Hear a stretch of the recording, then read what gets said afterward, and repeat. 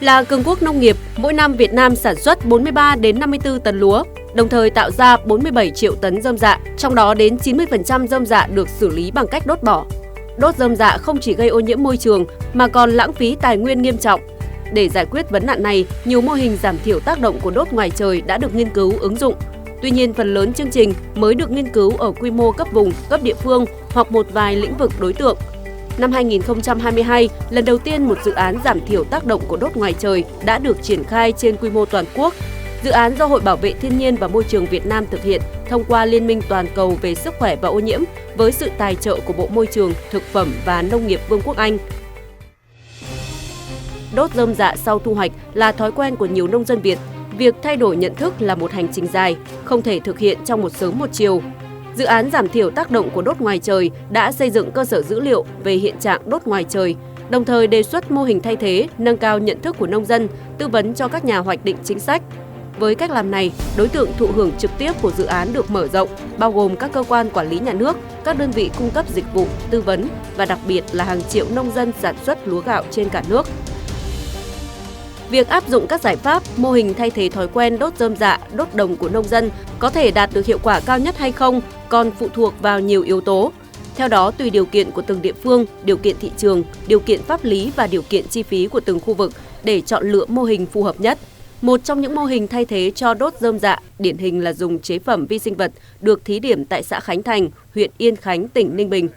Khi địa phương này vừa kết thúc thu hoạch lúa xuân, các chuyên gia của dự án đã có mặt trên những cánh đồng của xã để hướng dẫn nông dân sử dụng chế phẩm sinh học ủ phân compost để xử lý rơm rạ thay vì đốt bỏ như trước đây. Chế phẩm này chứa chủng vi sinh vật có khả năng phân giải nhanh, đồng thời bổ sung thêm các chủng vi sinh vật có ích cho nông nghiệp như phân giải lân, hòa tan kali hoặc đối kháng với các loại nấm trong đất. Tôi thấy là một cái cách gọi là xử lý thì rất là đơn giản, dễ làm chứ không có ảnh hưởng đến sức khỏe và một cái sự việc khác. Tôi tin tưởng rằng với cái chế phẩm sinh học này mà đưa vào cái vụ đầu tiên như thế này mà thành công thì báo cáo ông chí là chắc chắn là sẽ nhân rộng rất là diện rộng trên địa bàn xã. Bên cạnh mô hình sử dụng chế phẩm sinh học đa chức năng, chuyển dạ thành phân hữu cơ, cải tạo đất và sinh trưởng cây lúa tại Ninh Bình, thì dự án còn được đánh giá cao với mô hình ủ rơm với ure làm thức ăn cho gia súc tại huyện Châu Thành, An Giang.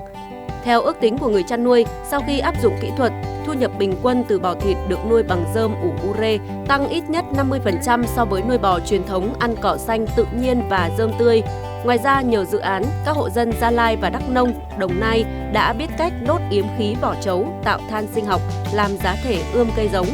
Những mô hình này mang lại hiệu quả khá tốt, giảm ô nhiễm không khí, đồng thời cải tạo đất, tăng năng suất cây trồng. Dự án sau một thời gian dài có mặt tại Việt Nam đã đạt được nhiều thành quả tích cực.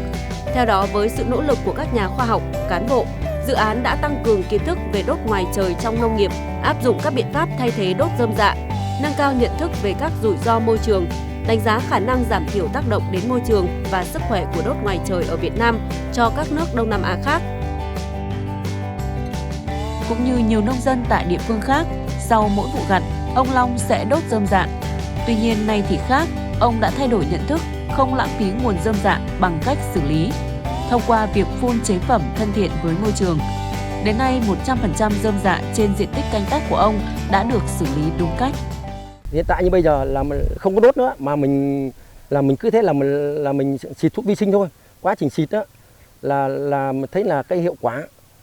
rất là cao mà nhanh thối rơm. Đó, nhanh thối rơm mà lại mà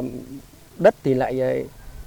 rất là phù nhiêu. Khi sử dụng chế phẩm vi sinh để phân hủy gốc rơm rạ, các hiện tượng như là lúa ma đã giảm đi rất là nhiều. Trong quá trình canh tác thì người dân nhận thấy được là hàm lượng phân bón mà sử dụng để mà dùng trong canh tác cũng đã giảm đi. Thay vì trước đây một mùa vụ thì người dân có thể dùng tới 40 kg phân bón, nhưng hiện nay thì lượng phân bón giảm đi chỉ còn khoảng 30 kg. Nhờ sự hỗ trợ tích cực từ dự án trong việc giảm thiểu tác động của đốt ngoài trời, từ những cánh đồng thẳng cánh cò bay của miền Bắc đến vựa lúa gạo trù phú của miền Nam, những cánh đồng nghi ngút khói được giảm thiểu đáng kể, rơm rạ đã được tận dụng tối đa, chất chiêu tạo nên dinh dưỡng vàng cho đất. Đặc biệt, dự án không chỉ đưa ra được những mô hình thay thế đốt rơm rạ cho nông dân mà còn cung cấp được những số liệu thống kê, báo cáo hiện trạng, giúp các nhà hoạch định chính sách, đơn vị quản lý có thể đánh giá tổng quan và đưa ra chính sách, quy định phù hợp cho cộng đồng nhằm giải quyết vấn đề ô nhiễm không khí, ô nhiễm môi trường, ứng phó biến đổi khí hậu tại Việt Nam.